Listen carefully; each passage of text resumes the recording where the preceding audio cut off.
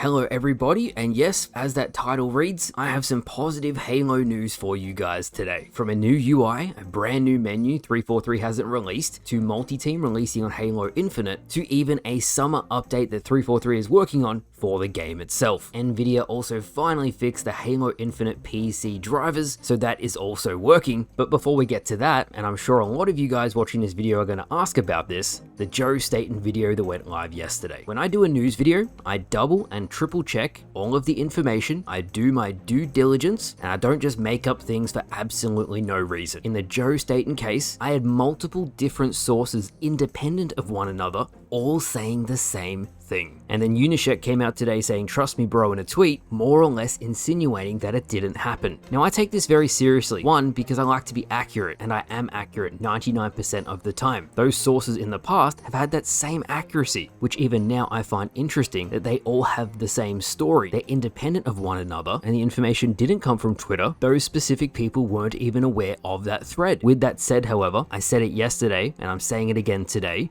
it is with 100% certainty that in the past, Bungie employees have really not had a good experience working with 343 Industries. To quote it directly, the relationship between 343 and Bungie was unnecessarily hostile. It also doesn't change when I spoke yesterday that a large percentage of the Halo community, and I guess Halo fans in general, aren't happy with the current direction of the franchise. They're very frustrated, and I can see that. I read your comments. I see the social posts. Every single day it seems like I get recommended a new video. I saw one yesterday that said 343 has abandoned Halo Infinite. I think I saw one today saying they're worried about the future of the franchise. So the last thing I'm going to say about it is this. First of all, if there isn't a public source that's actually going to come out and put their reputation on the line, I'm not going to cover it. Second, and regular viewers have already seen this, I'm moving to long form videos. There might be one Halo news video a week and then one long form video a week. Stuff I am creatively passionate about. I started this channel doing trick shots, and I'm not saying I'm going back to that, but I do want to have variety in my content. If you have any questions, you can leave your comments down below. I'll answer as many as I can. Now with that said, and the title of this video, as I mentioned, some positive Halo news, which has been a rare commodity in the last couple months. But yes, there are some things for us to look forward to as Halo fans. So first up today, and this is thanks to Serasia, a brand new UI/menu is apparently coming to the game. Serasia said it's more or less complete, which is really shocking that we haven't actually seen it yet. Now a new menu is right on the top of the list of wish-listed items that Halo fans have been wanting for Infinite. When we got the latest Match Composer update, the number one complaint was like, wow, it's really hard to use. It seems very unintuitive, and I think I've explained it about 200 times. Many people thought their favorite playlists were taken away, when in actuality, they're in Quick Play now. They're still there, you just need to click on Quick Play, and then you can select the modes you want to play. But currently on Halo Infinite, there's still playlists, and it doesn't help the multi-team, the brand new game mode that we've finally gotten on the game. It's an actual playlist, not in the Match Composer, which means if you click on the top one, you can't customize it at all, and it's going to lead to even more people being confused. So a new menu, a new UI, if it does come out, that would be amazing for the game. Now next up, and thank you to Bathrobe Spartan for this information, the new operation called Anvil is coming to Halo Infinite next Tuesday. It runs from July the 2nd to July the 30th, and in it, apparently, we're getting the summer content update. Now we have no idea what's actually going to be in this, but fingers crossed it's something good. Halo fans desperately want new stuff to play. It's also going to have 14,000 Spartan points. I still don't have that coding that's worth 30,000, so maybe 343 is going to adjust the prices as well. Now if you do play Halo Infinite on PC, and you might have heard of this even if you play on Xbox, but there's been some really big issues with that version of the game. Ever since Nvidia updated their drivers, the whole game wouldn't load. This has made the population on PC go down quite dramatically, as people understandably don't want to roll back their drivers for just one game. Today, as of making this video, that is finally fixed. So if you do play Halo Infinite on PC, you can play the game again.